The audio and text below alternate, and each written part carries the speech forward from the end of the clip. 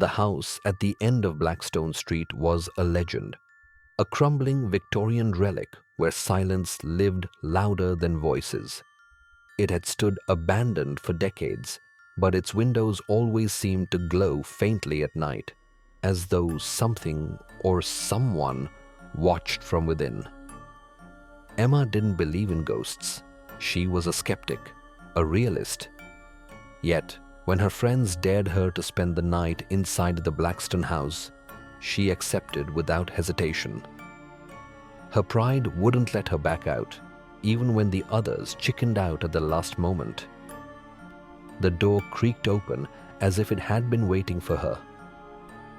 The air inside was damp and heavy, carrying a faint metallic tang. Dust motes floated like tiny ghosts in the moonlight, streaming through cracked windows.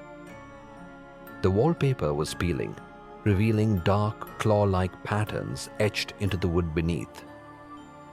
The dare was simple: find the last room on the 3rd floor and spend the night there. No one had ever done it, or so the stories claimed. Armed with only a flashlight and a phone, Emma climbed the grand winding staircase. Each step groaned under her weight, as if protesting her presence. The deeper she ventured, the colder the air grew, biting at her skin despite the warm summer night outside. The 2nd floor was worse. The hall stretched long and dark, doors lined on either side like silent sentinels. A faint whisper seemed to drift through the air, too soft to make out words, but unmistakably human. She brushed it off as her imagination. The 3rd floor was different. The walls were blackened with soot, and the air smelled of burned wood and decay. A single door stood at the end of the hall. It was pristine, unlike the others, with a polished brass handle that gleamed faintly. Her flashlight flickered as she approached. She swore she heard footsteps behind her, but when she turned, the hallway was empty. Shaking off the unease, she grasped the handle and pushed the door open. The room was empty, save for an ornate full-length mirror in the center. The glass reflected a pale face and wide eyes, but the room behind her in the reflection seemed wrong. It was brighter, cleaner, with shadows that shifted unnaturally. Emma stepped closer, drawn to the mirror despite the knot tightening in her stomach. As she reached out, her reflection didn't move. It stood still, staring back with an expression that didn't match her own. Her breath caught. The reflection's eyes darkened, the pupils expanding until the whites disappeared entirely. It tilted its head, and a wide grin spread across its face. "Leave," it whispered, though Emma's lips hadn't moved. A chill ran down her spine. She backed away, but the reflection stayed put, its grin growing impossibly wide. The door slammed shut behind her, the sound echoing like a gunshot. The flashlight died, plunging the room into darkness. "Leave," the voice repeated, louder now, coming from all around her. I'm sorry," Emma stammered, fumbling for the door handle. Her hands found it, but it wouldn't budge.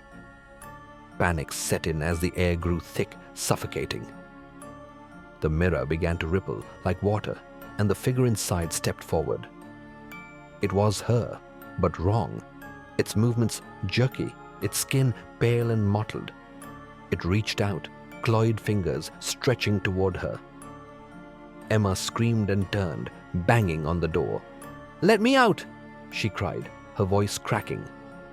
The room filled with whispers, a chorus of voices chanting her name.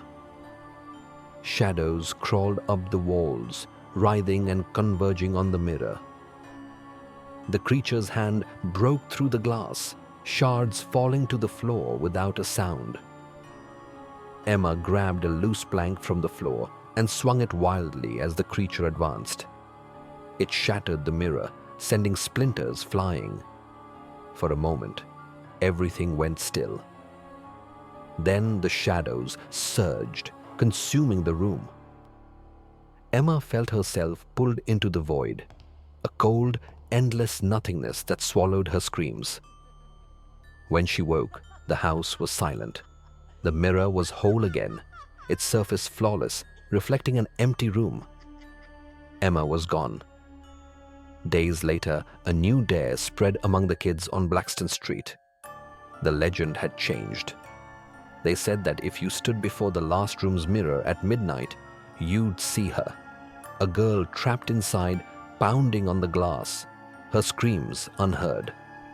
And if you lingered too long, she might not stay alone. The house still waits. The door still creaks open. And the last room? It's never truly empty.